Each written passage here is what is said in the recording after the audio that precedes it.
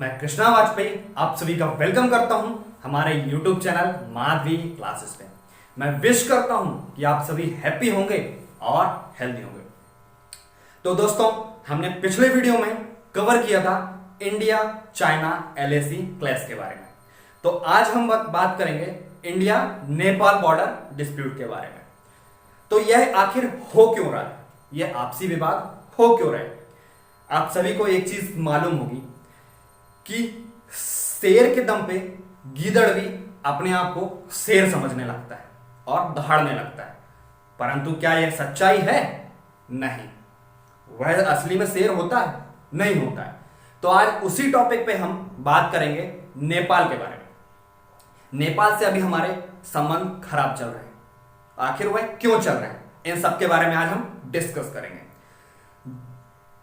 जबकि नेपाल और हमारा बेटी और रोटी का रिश्ता है, बहुत ही अच्छे संबंध है। हम दोनों की संस्कृति सेम है।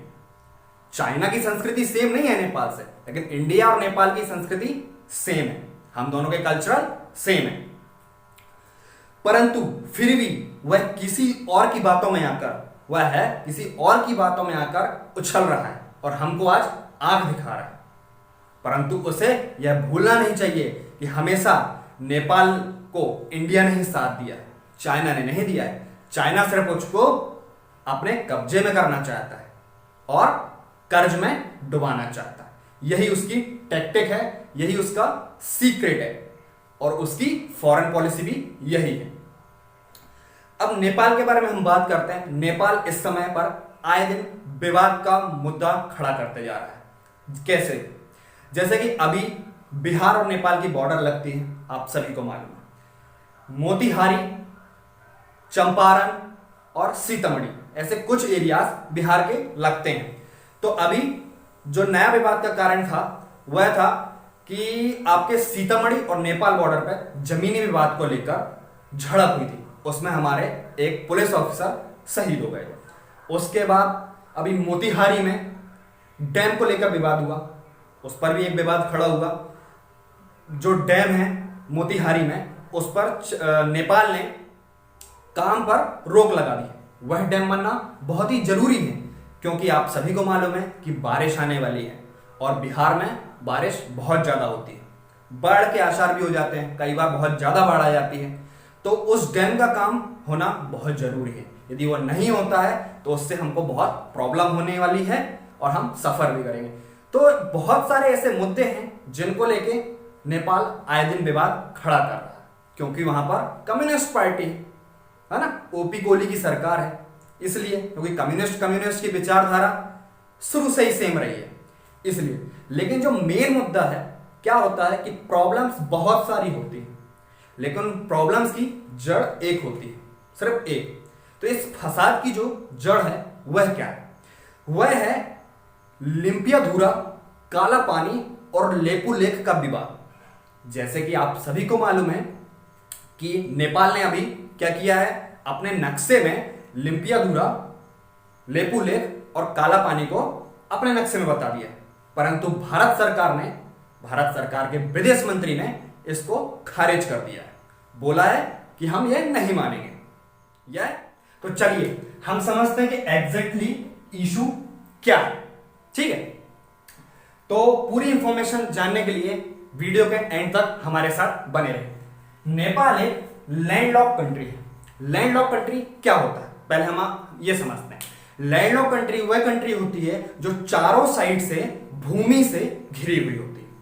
फिर नेपाल एक बफर कंट्री है। अब बफर कंट्री क्या होती है? बफर कंट्री वह छोटी कंट्री होती है जो दो बड़े देशों के बीच में होती है, जैसे इंडिया, नेपाल, देन चाइना। तो नेपाल हो गई बफर कंट्री इंडिया और चाइना के बीच में। अब हम बात करते हैं कि जो इंडिया की जो नेबरिंग कंट्रीज हैं उनके बारे में, है ना। तो इंडिया की नेबरिंग कंट्रीज है India, Nepal, China, Pakistan, Bangladesh, Bhutan, Myanmar, Afghanistan. तो बफर कंट्री कैसे होगी? इंडिया, नेपाल और चाइना। ये इंडिया और चाइना दो बड़े देश हो गए, उनके बीच में क्या गया? नेपाल। ठीक है, अब हम बात करते हैं कि नेपाल और इंडिया की जो बॉर्डर लगती है वो हमारे कौन कौन से स्टेट से लगती है। तो सबसे पहले बिहार, ठीक है, यूपी, सिक्किम और वेस्ट बंगाल, देन उत्तराखंड, यूटी। तो अभी जो एग्जैक्टली जो विवाद है वह कहां है? वह विवाद है उत्तराखंड को लेकर। पूरा विवाद यही है, ये उत्तराखंड को लेकर।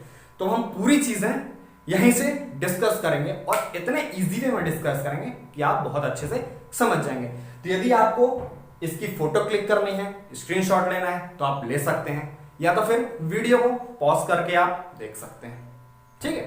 तो चलिए अब हम बात करते हैं, जब ब्रिटिशर्स का राज था, तो उस टाइम नेपाल में गोरखा शासक हुआ करते थे। गोरखा शासक जो बहुत ही शक्तिशाली हुआ करते थे, उन्होंने बहुत सी जगहों पे राज किया था, है ना, वह बहुत ही शक्तिशाली हुआ करते थे। तो पहले होता क्या था, जैसे मैं आपको बताऊं कि आप जिस भी देश से या जहां भी आप लड़ाई करते थे, यदि वहां के राजा को आप हरा देते थे तो वहां पर आप कब्जा कर लेते थे, तो वहां पर आपकी सीमा हो जाती थी। ऐसे ही होता था। तो हुआ क्या कि उस टाइम पे गोरखा शासकों ने बहुत राज किया, ठीक है। तो उन्होंने जहां जहां पर लड़ाई जीती, जहां जहां पर राज किया, वहां पे अपनी सीमा बना ली। तो उस टाइम की जो उनकी सीमा हो गई थी नेपाल की, वो हो गई थी सतलुज नदी से तीस्ता नदी के बीच में उनकी सीमा हो गई थी। उन्होंने बहुत ही बड़ा एरिया कवर कर लिया था। परंतु आखिर में क्या हुआ? आखिर में जो ब्रिटिशर्स थे उनकी टैक्टिक अच्छी थी, उनके पास वेपन्स अच्छे थे, ठीक है। तो आखिरी में गोरखा शासकों को हारना पड़ा, ये हार गए। तब क्या हुआ? जब ये हार गए तब 1816 में एक संधि हुई, जिसको हम बोलते हैं सुगौली की संधि। वह बिहार का एक एरिया है चंपारण, वहां पर हुई थी दोनों देशों के बीच में। तो जब वह संधि हुई तो उस संधि में हुआ क्या? उस संधि में हुआ क्या कि जो गोरखा शासकों ने जो जो जगह जीती थी, जहां जहां पर उन्होंने राज किया था, उनको बोला गया कि आप भाई ब्रिटिशर्स को ये वापस करिए। जब उन्होंने वो वापस कर दी, अब वापस कर देंगे तो उनकी जो सीमा है फिर यह तो रहेगी नहीं, सतलुज तीस्ता, ये कम हो जाएगी। तो 18 संधि में जो सुगौली की संधि हुई थी, उसके दौरान उनकी नई सीमा बनी। वह नई सीमा क्या थी? बिहार में एक नदी है शारदा रिवर, जिसको वहां बोलते हैं महाकाली रिवर, ठीक है।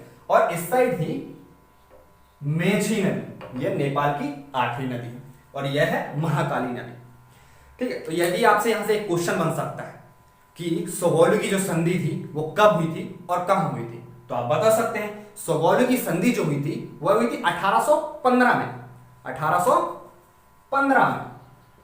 लेकिन उसको इंप्लीमेंट कब किया गया था? वह इंप्लीमेंट हुई थी 1816 में। तो ये उसका राइट आंसर, क्योंकि जब इंप्लीमेंट करते हैं तभी से हम उसको मानते हैं। तो 1816 में संधि हुई थी सुगौली की, उसमें क्या हुआ था? महाकाली नदी और मेची नदी, यह इंडिया और नेपाल की सीमा बन गई थी, ठीक है। अब हम बात करते हैं कि एग्जैक्टली पॉइंट क्या है। मेन जो रीजन है वो है पूरा इस नदी को लेके, महाकाली नदी, है ना। अब देखिए, जैसे अभी जो नक्शे की बात होती है, नक्शे की बात है, लिम्पिया रेखा, लेपू रेख, काला पानी। नेपाल बोलता है यह हमारा है, इंडिया बोलता है यह हमारा है। दोनों बोलते हैं कि हम सुगौली की संधि को मानते हैं। भाई जब आप दोनों सुगौली की संधि को मानते हैं तो फिर प्रॉब्लम क्या है? प्रॉब्लम है यहां महाकाली नदी। अब हम समझेंगे कैसे है। जो महाकाली नदी है ये तो एक नदी, लेकिन यह इसका जो उद्गम हुआ है, जिसको हम बोलते हैं ओरिजिन, इसका ओरिजिन हुआ है तीन नदियों से मिलके। तो यही तो सबसे बड़ी जड़ है। सारी फसाद की जड़ जो है वो यही है कि ओरिजिन के कारण सारा फसाद हुआ पड़ा है। तो जो ये सड़क है ना, जो ये नदी का ओरिजिन है, यहां है ये लिम्पियाधुरा, ये है काला पानी और ये है लेपू लेक, ठीक है। ये तीन इसके ओरिजिन है, लिम्पियाधुरा, काला पानी, लेपू लेक। यहां पर हो गया क्या अपना नेपाल, और यहां हो गया ये हमारा यूटी। अब होता क्या था? होता यह था कि उत्तराखंड से हमें मानसरोवर जाने के लिए, कैलाश मानसरोवर सभी को मालूम है, कैलाश मानसरोवर में क्या है, भगवान शिव का बहुत बड़ा मंदिर है। तो हमें उत्तराखंड से मानसरोवर जाने के लिए सिक्किम के नाथुल्ला दर्रा, सुना होगा आपने, नाथुल्ला दर्रा से होकर जाना पड़ता, जो कि बहुत लंबा पड़ता था, हमें घूम के जाना पड़ता था। उसके बाद क्या हुआ, उसके बाद काला पानी, काला पानी से लेके लेपुल एक सड़क है, उसको ज्वाइन किया गया, उस सड़क को ज्वाइन किया गया।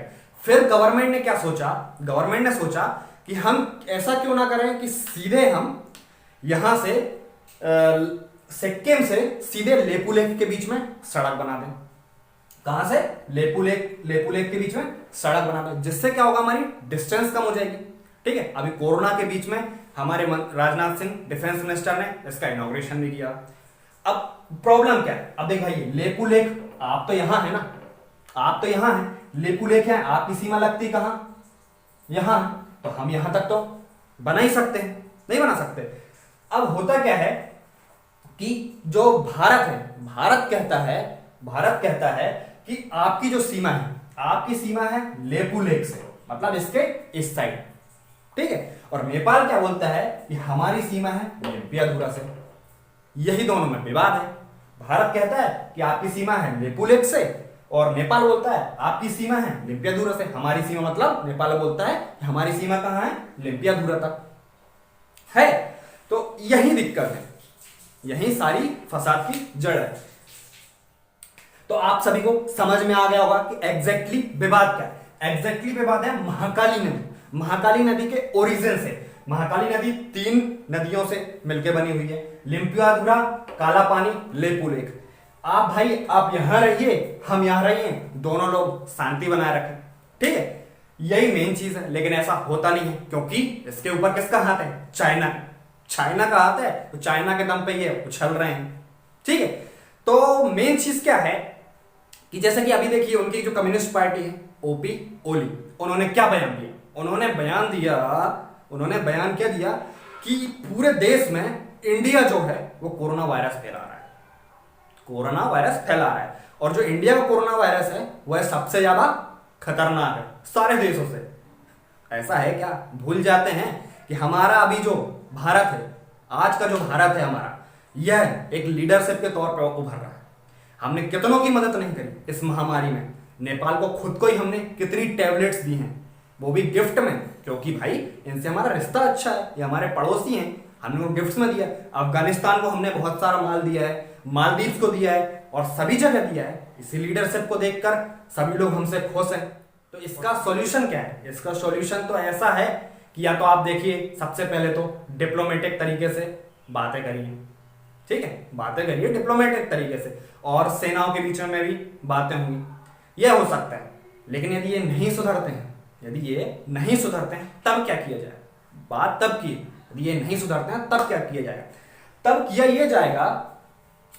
ये जाएगा कि इनको मुंह तोड़ जवाब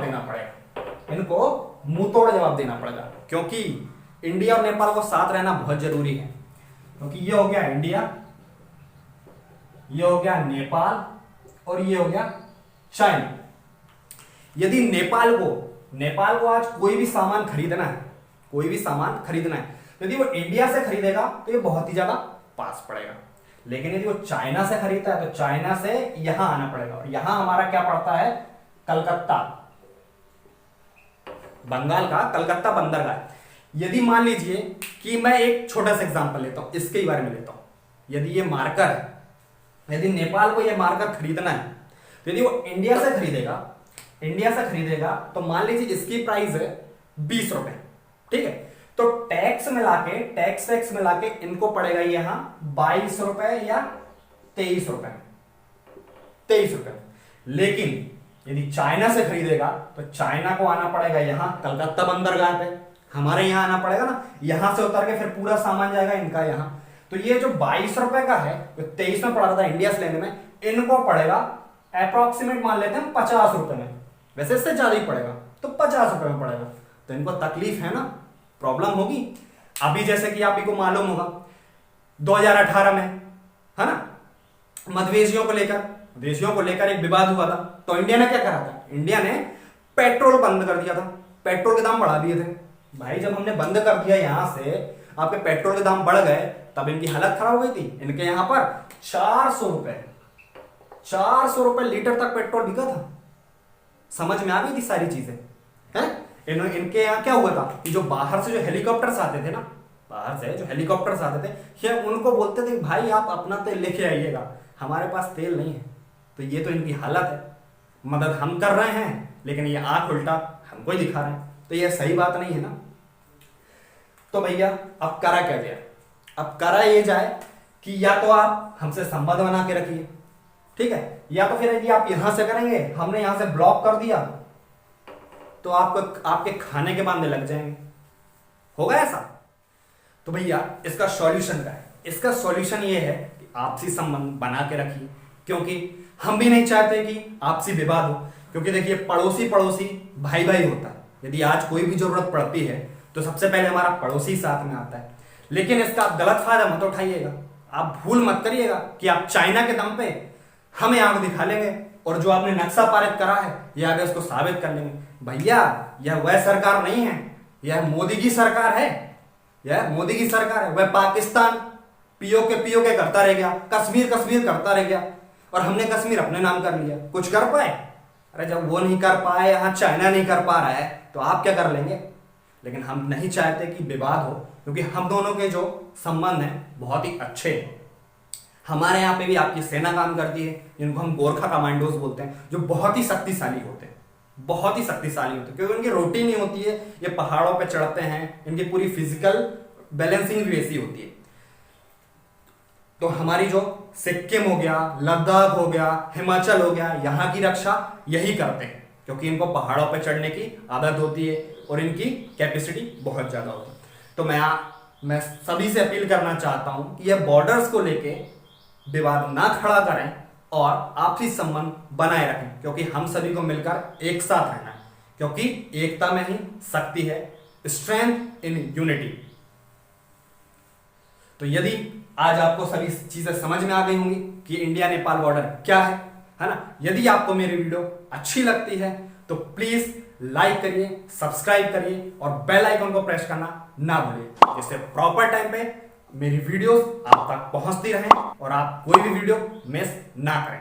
और एट लास्ट मैं जाने से पहले आप सभी से एक बार फिर से अपील करना चाहता हूं कि please support Indian army. Bharat माता की जय।